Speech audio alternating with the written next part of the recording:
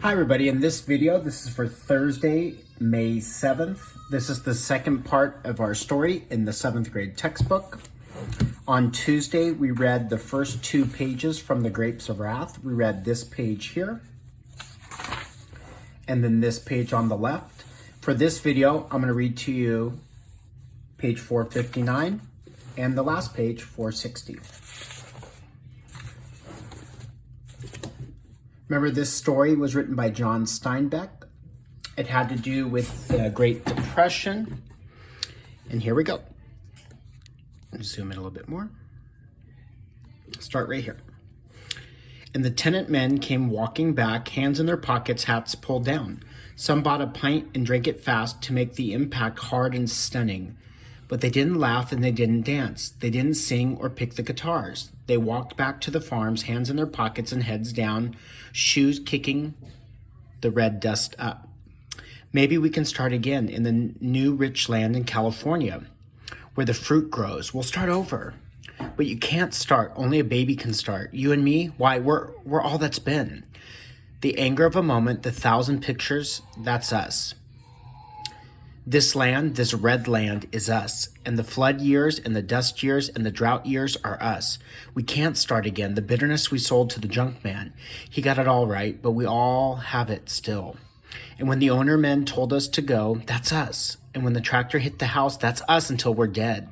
To California or to any place.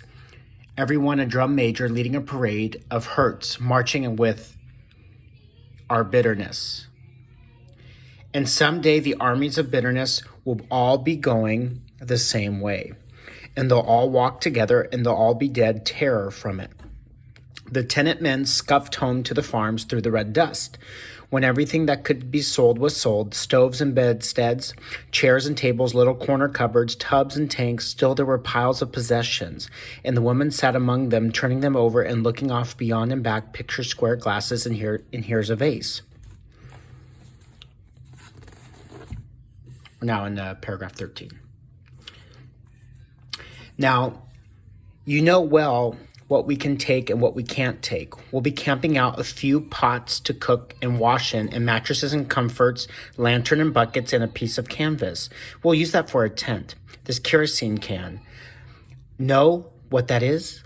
That's the stove. And clothes, that's all the clothes. And the rifle? Wouldn't go out naked of a rifle. When shoes and clothes and food, when even hope is gone, we'll have the rifle. When Grandpa came, did I tell you? He had pepper and salt and a rifle and nothing else. That goes. And a bottle of water that just in the trailer, and Grandma on a mattress, tools, a shovel, and saw and wrench and pliers, an axe too. We had that axe 40 years. Look how she's worn down. And the ropes, of course, and the rest, leave it or burn it up. And the children came. If Mary takes the doll, that dirty, ragged doll, I gotta make my Indian bow. I got to. And this round stick, big as me, I might need to stick. I had this stick for so long, a month or even maybe a year. I gotta take it. And what's it like in California? The women sat among the doomed things, turning them over and looking past them and back. This book, my father had it. Last page of our story.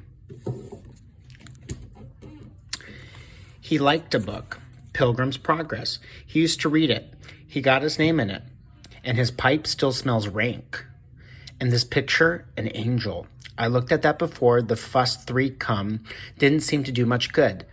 Think we could get this China dog in? Aunt Sadie brought it from St. Louis Fair. See? Wrote right on it. No, I guess not. Here's a letter my brother wrote the day before he died. Here's an old-time hat. Wow, these feathers. Never got to use them. No, there isn't room.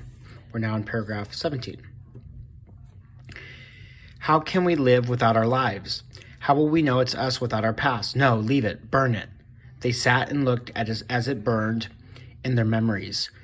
How will it not be to know what lands outside the door? How if you wake up in the night and know the willow tree's not there? Can you live without the willow tree? Well, no, you can't. The willow tree is you. The pain on the mattress there, that dreadful pain, that's also you. We're now in paragraph 19, just 2 more to go. And the children, if Sam takes his Indian bow and his long round stick, I get these 2 things. I choose the fluffy pillow. That's mine. Suddenly, last paragraph, they were nervous.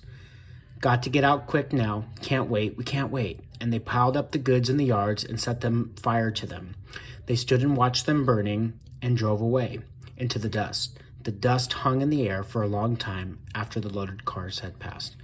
Remember, once again, this is just a part of John Steinbeck's book, The Grapes of Wrath. Remember, when you see the word from, it's a small piece of a bigger book. The questions in your Google Doc will be about the story. I'll make sure to help you along the way. Thanks for watching.